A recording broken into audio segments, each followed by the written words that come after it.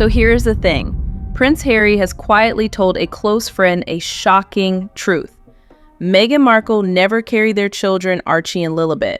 Sources loosely describe this friend as a friend at a youth charity dinner in Las Vegas, but no name, date, or corroborating witness is given. But worse are the persistent rumours that she's not a mum and never has been. Just when the difficult Duchess wanted all the talk of her fake baby bumps to fade away. At the very same time, a woman known only as DL has stepped forward with an even louder claim. She says she is not a hired surrogate, but the real biological mother of the two royal kids.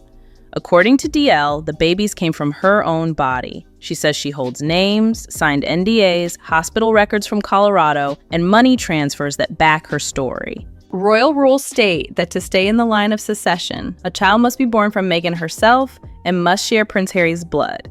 Along came a so-called friend to turbocharge the conspiracy theories. If DL is telling the truth, the Sussex story falls apart and the monarchy faces its biggest crisis in 100 years. People now demand clear proof or the crown could crumble into dust. When Meghan announced she was expecting in October 2018, fans cheered worldwide. But small details quickly raised eyebrows. Reporters noticed the palace gave 3 different due dates: late April, early May, and simply spring. Tabloids shrugged at first, yet online sleuths saved every press release. Next came the baby bump videos. In one clip, Meghan bends to pick up a toy and her stomach seems to fold like soft fabric. The clip plays in slow motion on YouTube, gathering millions of views and countless pause frames marked with red circles and arrows. Bloggers compare the footage to maternity experts who say a real bump stays round when a mother crouches. Now the trolls have gone into overdrive with their firm belief that non-mother Meg was never pregnant, and the childless Sussexes continue to subject the world to an extraordinary hope. Then Archie's arrival brings another odd turn. Royal babies usually meet photographers on the hospital steps within hours, wrapped in a white blanket. Instead, Harry and Meghan posed 2 days later inside Windsor Castle behind heavy glass doors. No doctors, no nurses, no name of a hospital. By summer, forums across Reddit, Twitter, and local UK papers pulse with one sharp question. Was a surrogate quietly involved, and if so, why the secrecy? The palace stays silent, and curiosity only grows louder daily. DL stayed silent for 5 years, hidden beneath strict papers and hush-money promises. The deal seemed airtight. Royal lawyers arranged care at a private Colorado hospital, codenamed her Patient G, and promised a generous payment in 3 parts. Guards led her through staff elevators so no one would notice. The first 2 payments landed right on time, and nurses treated her like fragile treasure. But after the second baby arrived, everything froze. Emails bounced, her burner phone went dark, and the final wire never came. Feeling erased, DL pulled out the safety box she had stored in a Denver bank. Ultrasound scans, hospital wristbands, signed NDAs, and detailed bank receipts. Proof she never meant to show. She hired a sharp legal team, recorded a calm video with her face blurred, and set a deadline for Harry and Meghan to respond.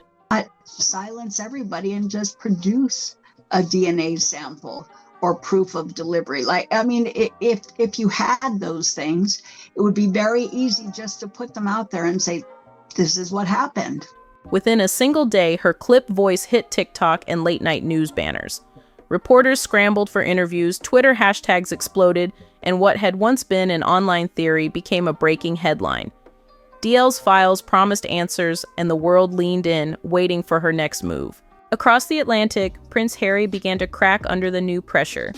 Friends say that during a charity stop in Las Vegas, he looked lost, pacing hotel hallways long after midnight. At dinner with an old army buddy, he whispered, "The secret is out, and it's bigger than I thought."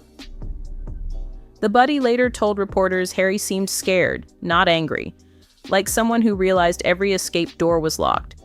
When he returned to California, staff noticed shutters drawn and meetings canceled. Meghan stayed inside the Montecito estate, leaving assistants to collect mail at the gate. Meanwhile, Buckingham Palace called an urgent video call with senior lawyers.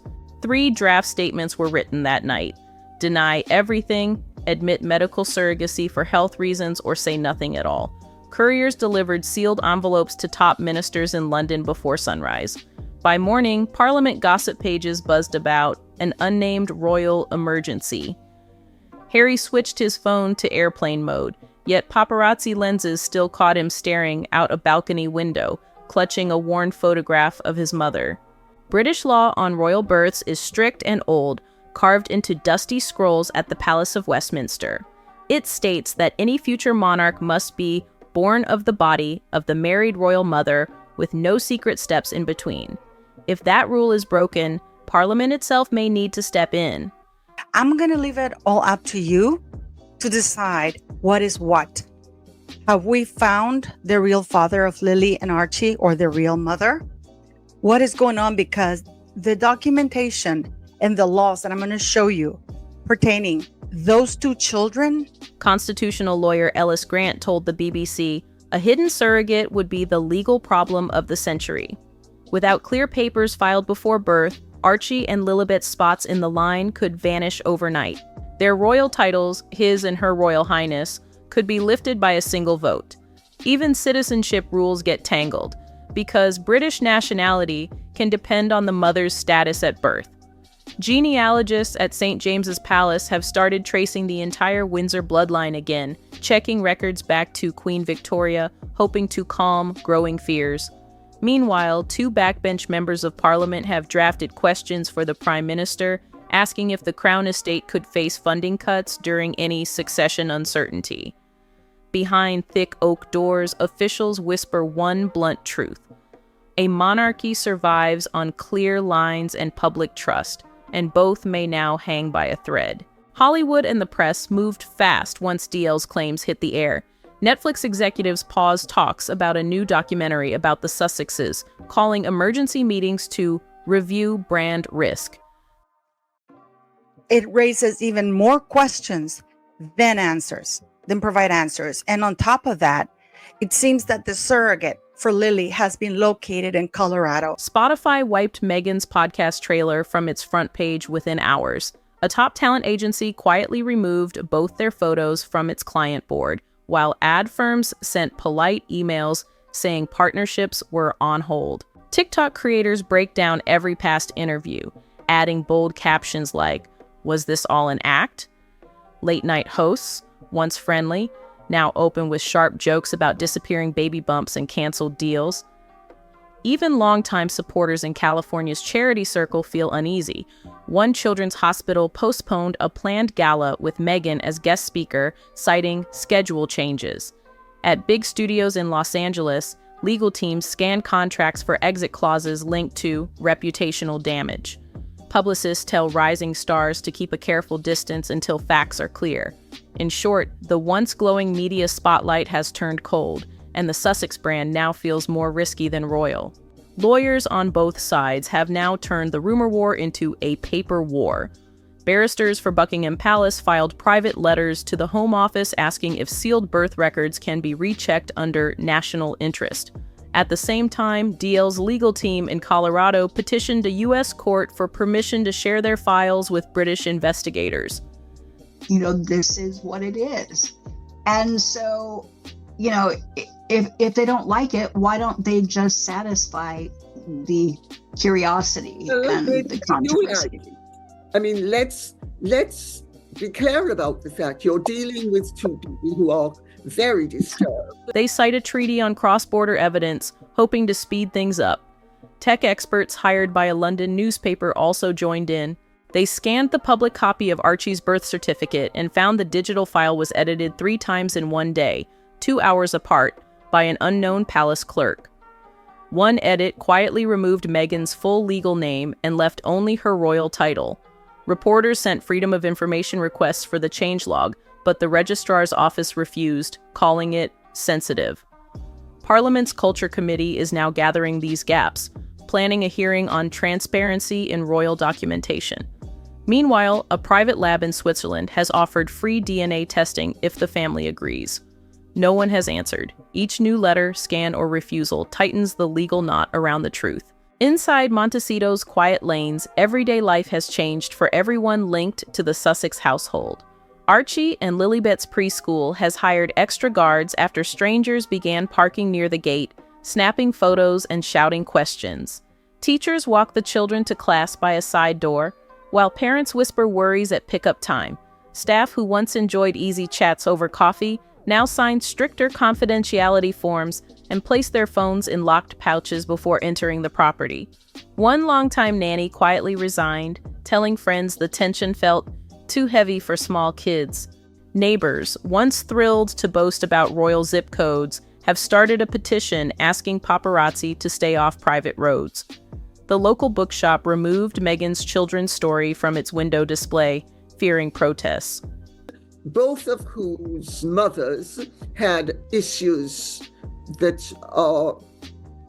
could have impacted upon their fetuses. And so we could actually be looking at two people who have been damaged in utero, and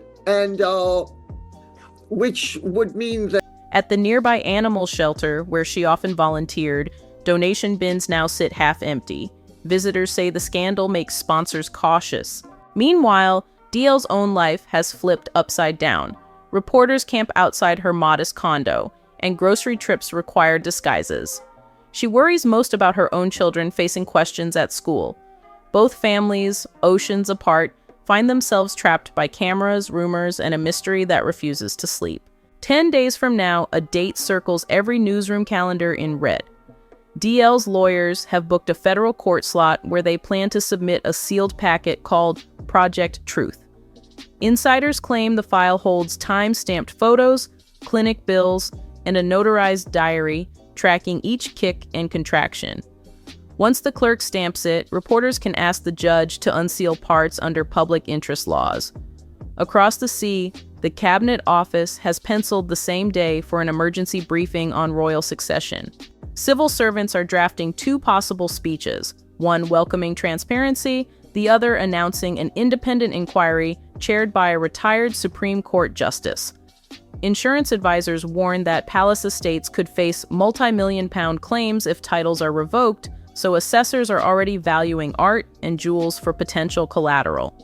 Social media platforms bracing for record traffic will activate civic integrity teams to fight fake screenshots. Even bookmakers feel the tension. Odds on Harry returning to full royal duties have doubled overnight. Truth and tradition now race toward a head-on crash. A single court document could prove who carried Archie and Lilibet, and one statement from Buckingham Palace could reset the line of succession. Harry's quiet confession, DL's bold files, and strict royal law have stacked up like dominoes, ready to fall in any direction. If the evidence matches the rumors, titles may vanish, and history books will need a new page. If the claims collapse, the Sussexes will still face a scarred public trust. For the children involved, answers will shape their identity, belonging. Either way, this story is no longer a whisper at the palace gate. It is a worldwide test of honesty, power, and bloodline.